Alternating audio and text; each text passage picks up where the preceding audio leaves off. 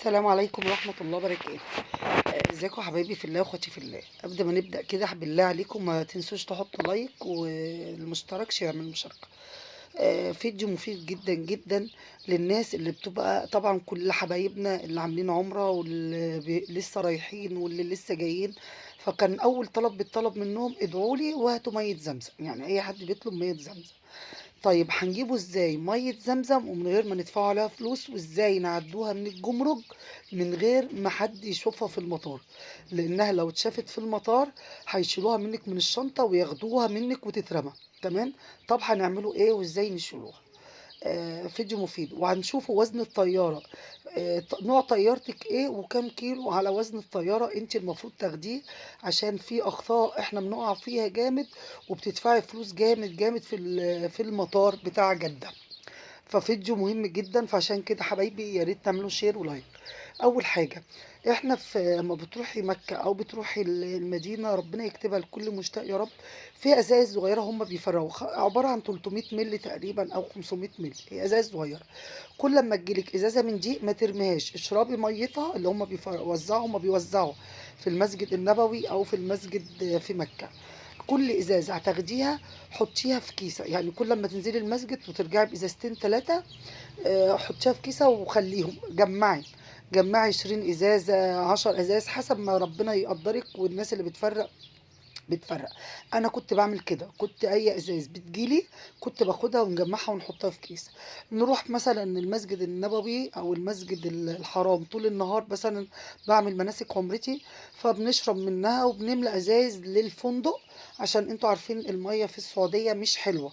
فبدل ما تشتري وتغرمي نفسك، بس هو بقى عندهم مشكلة، يلا يا حجة يلا يا حجة تيجي تملي مية بتاعت زمزم، العساكر اللي هناك او العمال اللي هناك يلا يلا. فانت بالكوبايه بسرعه حاولي املي ازازتين بازازتين وحطيهم في الشنطه معاكي. تمام. وخديهم معاكي في الفندق كل يوم ازازتين بازازتين، عقبال المده بتاعتك ما تنتهي هتكوني جمعتي شويه ازاز حلوين، ازاز صغيره. هنجيبوا ايه في حاجه تاخديها معاكي مهمه جدا جدا، الاسترتش اللي انت بتغلفي بيها الاكل، العلب الحاجات بتاعتنا اللي احنا بنغلفوها بالاسترتش. وتاخدي معاكي سلوبيت اسمه ايه، ايوه السلوبيت اللي هو اللزق ده. الاتنين دول مهمين جدا جدا معاكي في سفر، في شنطة العمرة. تمام، دول مهمين جدا جدا. تمام. هتاخدي الازازة، خلاص انت جمعتي 10 20 ازازة كده، هتقفلي الغطا كويس وبالسولوتيب اللي هو اللزق على الغطا، تغلفيه جدا الاول. تمام. وبعد كده بالاسترتش جمعي 3 ازايز مع بعض، كل 3 ازايز مع بعض، ولفتي كلفتي جامد بالاسترتش، 3 ازايز وكلفتي جامد بالاسترتش ماشي. وتحطي في كيستين بحيث عشان انت عارفه الطياره في المطار بيهبدوا الشنط، فانت كده بتحفظيها وبتحميها. اول حاجه ممكن المشرف يقول لك ايه، اوعي تاخدي ازايز ميه معاك هيفتشوك، سيبك من الكلام ده خالص، ما بيفتشوش ازاز الميه. المهم وزنك يكون مظبوط، وزنك مظبوط ما بيفتحوش الشنط. تمام. هيقول لك كده المشرف عشان يجيب لك ميه من زمزم، هيقول لك الازازه في زمزم، ازازه ميه زمزم في المطار وما عليهاش وزن ب 12 جنيه ونص، وهي ايه ازازه 5 لتر يعني صغيره. تمام. فاحنا على قد ما نقدر بنوفره، اللي حابب يجيب برضه ميه زمزم مش عايز يشيل مفيش مشكله، بس انا بقول لكم ازاي تجيبيها من غير ما تدفعي فلوس. خلاص احنا عملناها بالاسترتش. هتحطي الهدوم من تحت في الشنطه، هتحطيهم في نص الهدوم في وسط الهدوم ماشي. انا قلت لك 3 مع بعض، هترصيهم رصه عاديه خالص. السلوتيب مع الغطا، يعني السلوتيب هتحطيه بالغطا بحيث بتتحكمي في الغطا جامد مفيش ولا نقطه تنزل. وبالاسترتش هتحطيهم وتحطي هدومك، خلصت القصه معاكي. ولا حد هيشوفها ولا حد بيفتحها، ما تصدقيش حد يقولك ده هيفتحوا الشنط، ده هيطلعوها.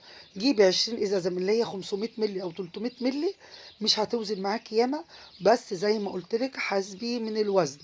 تمام. وهتحطيها وهتحطي هدومك عليها مفيش مشكله. تعالي بقى لوزن الطياره، انت هتسافري في طياره ايه، لازم تعرفي انت هتسافري في طياره ايه ومطلوب منك كام وزن. مصر للطيران او الطيران السعودي بياخد 45 كيلو. شنطتين 23 و23 جوه في بطن الطيارة، وشنطة 7 كيلو فوق معاكي وانتي طالعة الطيارة. حلو. لو راكبة طيارة اير كايرو زي اللي احنا كنا راكبينها، فدي بتاخد وزن 30 كيلو شنطة واحدة من تحت، خدي بالك جدا من الوزن، و7 كيلو معاكي فوق. فانتي هتشوفوا هتجمعوا مع بعض في الفندق الجروب، لو انتوا في جروب، او لو انتي مع نفسك هتشتري ميزانه ب10 ريال. اتأكدي من الوزن، مية مية. تمام. هتشوفي وزنك، حاولي تخلي وزنك يعني لو 30 كيلو خليها 29 كيلو، نقصي في الكيلو مش مشكلة، عشان ما تعرفيش وزن الطيارة في المطار وزنها أقل شوية. خلي معاكي وزن أقل من المطلوب منك، 30 كيلو خليهم 28، 30 29 بالكتير. تمام.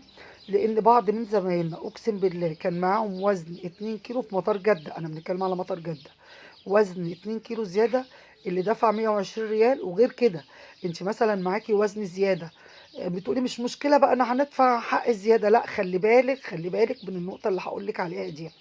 ولو وصلتي لغاية هنا بالله عليكي فضلا وليس امرا ما تنسيش اللايك، ولو مش مشتركة اشتركي واعملي شير للناس تستنفع من الفيديو ده.